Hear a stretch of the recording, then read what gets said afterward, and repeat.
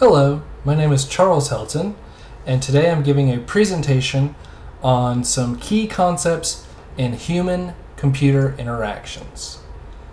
So, the first topic we're going to discuss is how machines today can help accommodate with diversity, such as Alexa and other home automated devices like smart thermostats and things like that.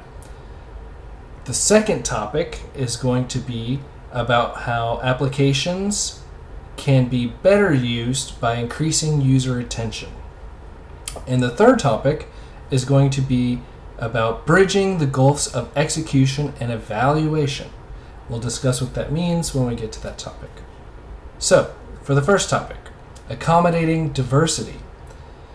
Today, smart home devices are amazing. They help everyone, but the important thing is they help far more groups of people or types of people. So these machines can be used by people with no arms, no hands. They can be used by the visually impaired, people in wheelchairs, and so on. Why is this beneficial? Well, A, knowledge is always beneficial. Smart home devices give us knowledge faster. We don't need to walk into another room to go figure out what the weather is. We can just ask out loud and get that information immediately, which is fast. We don't have to go seek a computer or go find a phone. B, time is saved, which is always a good thing. Things like security cameras need to be accessed quickly time is of the essence in situations where your security is compromised. And also, when time is broken up, it can be very disruptive to people. People with ADHD and so on, and even people without. It can mess up your train of thought and so on. C is the ease of use. That's more beneficial because more people can use this product. It just helps more people on Earth.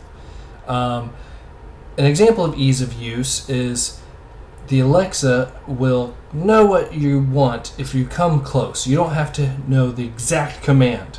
For example, if you want to bump up the volume or increase the volume, you can say either of those things and it'll know what you're talking about. You can also say turn up the volume, set the volume to 5 out of 20 or whatever. So the easier it is to use, more people will use it and they'll get more benefits from it. Let's go to the second topic about attracting user attention. So some apps are important and they can even be life-saving. We're going to use the weather app for example, to explain why keeping or attracting user attention can be very important.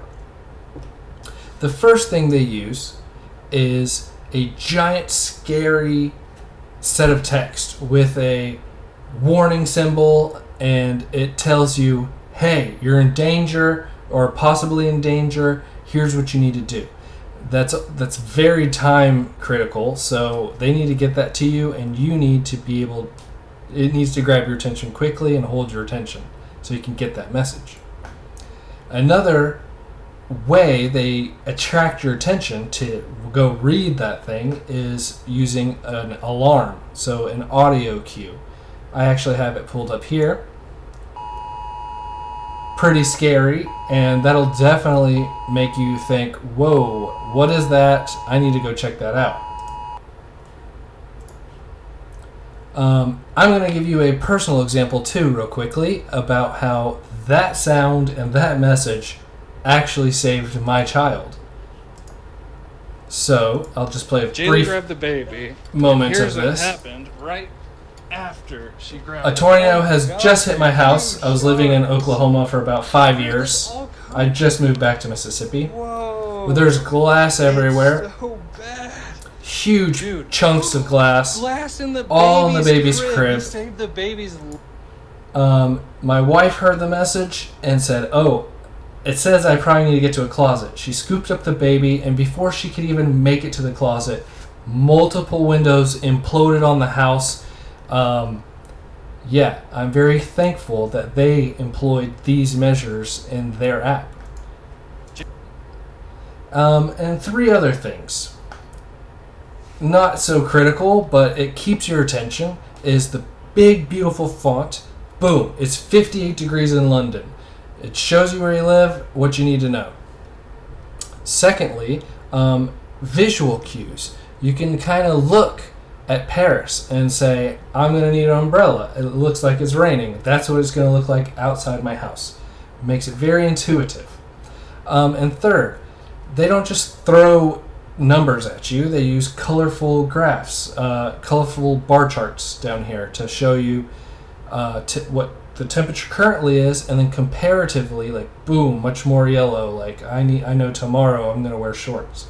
So they use colors, fonts, imagery to make you less bored and get the information that they want you to get. So, third topic, bridging the gulfs of execution and evaluation. So, the gulf of evaluation is what you don't know the machine or app is doing. So, you want to know, I know like this app is doing something right now, but the gulf would be the information you don't know. And execution is what you want that machine or app to be doing, or the outcome. So ultimately, we want to make those gulfs smaller so that people can make things do what they want more efficiently, and they have more information about it. I'm going to talk about, for an example, YouTube. That has some gulfs in it in comparison to another similar website, a popular website. So YouTube uses the words subscriptions if you want to see more of a channel. Now, I don't like that they use this word, because usually when you subscribe to something, or you have a subscription, you're paying for it. You don't have to pay for that on YouTube, but when people see that are not used to that website, it can mislead them, and they might not want to use the website as much.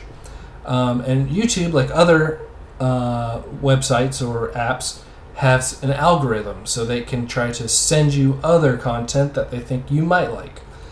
YouTube also has a problem of sending people dangerous or radicalized channels or videos, so you have to watch out for that.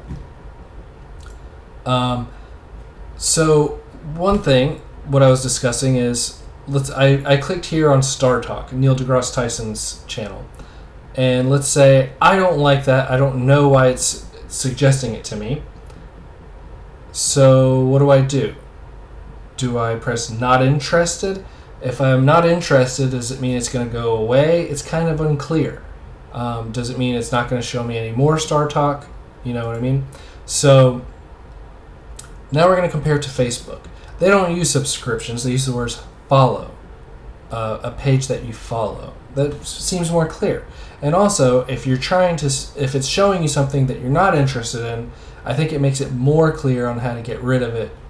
I'll show you an example. So this is Facebook. Facebook show more or show less of, and then it gives you subtext, which I like. Less of these posts will be shown to you. It makes it far more clear, easier to use. In conclusion, we've discussed 3 concepts about human interaction. Design is important, not just for aesthetics, but for ease of use, and that means for as many people as possible. Design needs to be intuitive. If it's intuitive and attention-grabbing, people are going to use it and get the benefits from it. And lastly, bridging the gulfs of execution and evaluation is ultimately how we reach A and B, the first and second topic. When we have optimal designs and they're easy to use with smaller gulfs, everyone's going to benefit and use those things more. Thank you. And these are the websites I used for reference in my presentation.